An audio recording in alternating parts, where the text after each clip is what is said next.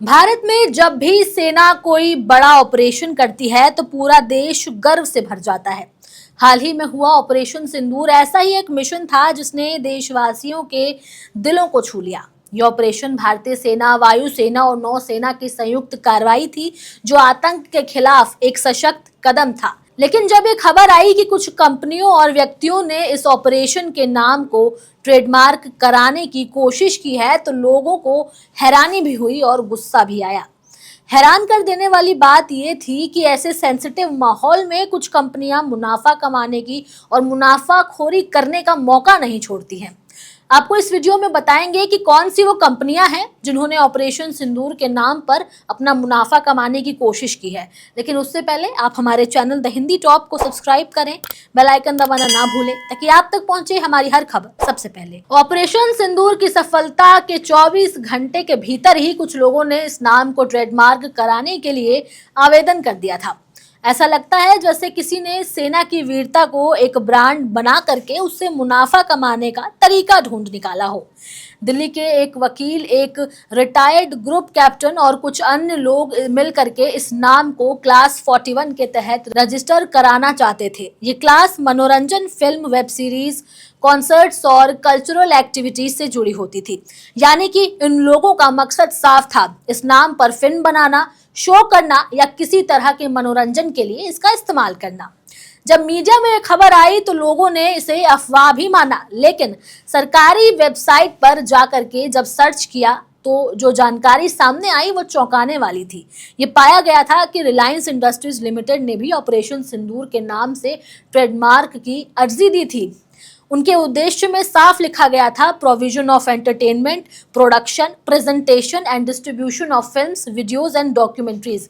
यानी साफ तौर पर इस नाम का इस्तेमाल फिल्म, डॉक्यूमेंट्रीज और बाकी मनोरंजन साधनों के लिए किया जाना था। चलिए अब आपको वो नाम बताते हैं जो इस मुनाफाखोरी में शामिल है। पहला नाम है मुकेश चेतन राम अग्रवाल का। इन्होंने तो यहाँ तक ये किया कि ये सेना, वायुसेना और नौसेना के लोगों को भी अपने ट्रेडमार्क में शामिल कर रहे थे। सोचिए अगर इन्हें ट्रेडमार्क मिल जाता और असली सेना भी वो लोगों बिना उनकी अनुमति के इस्तेमाल नहीं कर पाती। दूसरा नाम है ग्रुप कैप्टन कमल सिंह ओबरॉय का।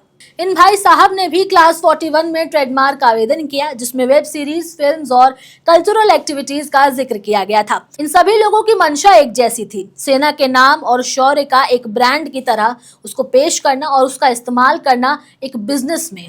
कई लोगों का सवाल है कि क्या सरकार इसे रोक नहीं सकती। लीगल एक्सपर्ट्स की अगर माने तो आमतौर पर सरकार या रक्षा मंत्रालय ऑपरेशन के नाम को ट्रेडमार्क नहीं कराते।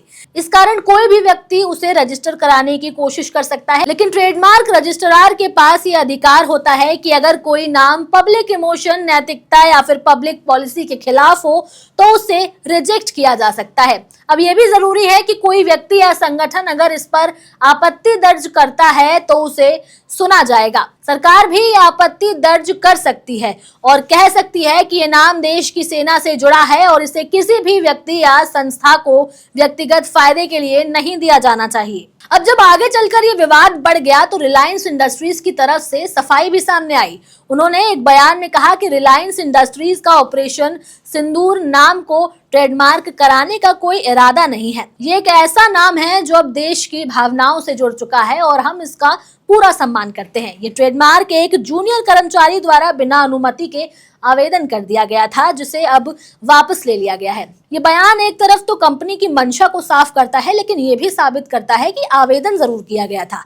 तो सवाल तो उठता है कि क्या सेना के ऑपरेशन जो देश के सम्मान का प्रतीक है, उन्हें कोई कंपनी या व्यक्ति अपनी निजी ब्रांड बना सकता है? क्या किसी की वीरता को एक पेशे की तरह इस्तेमाल करना सही है?